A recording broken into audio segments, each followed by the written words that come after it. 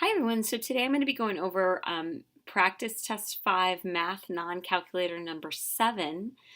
Um, and so we're getting into the medium level questions, like the more above average. You need a little bit more skill to get these correct.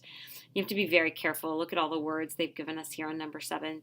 So it says Jackie has 2 summer jobs. She works as a tutor, which pays $12 per hour, and she works as a lifeguard, which pays $9.50 per hour.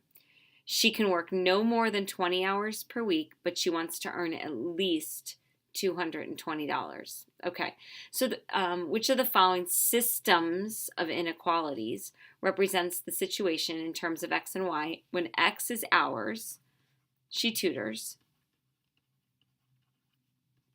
and Y is hours as a lifeguard? Now, yes, I wrote them down. Why did I write them down? Because I really want to make sure I understand what I'm trying to accomplish and what my answers or what my results are. So a couple things that you should know about systems of equations. Now, this is not 100% of the time, but in general, you have 2 types of equations in a system of linear equations. You have one that relates to like the total number of something. So if I was talking about books, it'd be the total number of books. There were 20 books, it'd be X plus Y equals 20. And then the other one relates to the cost of those books or the cost of whatever you're talking about. So I always like to think about that. So I need one that just relates to in this case, the hours. And then the other one's going to relate to how much she makes. So the money. All right. So I know that she wants to work, she can work no more than 20 hours per week. So that means that whatever I get, it's going to be less than or equal to 20. And she wants to make at least $220 per week. At least means greater than or equal to. So I know that those 2 scenarios for my inequality have to be true. Okay, so I'm actually going to eliminate based on that. So I can see D's wrong because they're both in the same direction. These 2 I'm going to keep.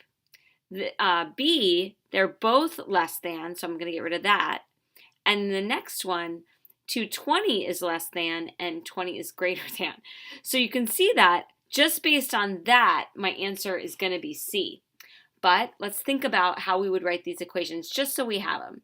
So she works no more than 20 hours per week. So X is the number of hour tutoring, Y is lifeguard. So that would be X plus Y is less than or equal to 20. And the other one's going to relate to her cost or her hours, how much she makes per hour. So that would be so $12 times the number of hours she tutors plus $9.50 times the number of hours she lifeguards, and we want that to be at least $220 a week. All right, hopefully you learned that sometimes just coming up with some of the basics on an equation can help us eliminate answers so that we might even be able to eliminate all the 3 that we need to and be left with our answer, which in this case would be C. All right, guys, have a great night.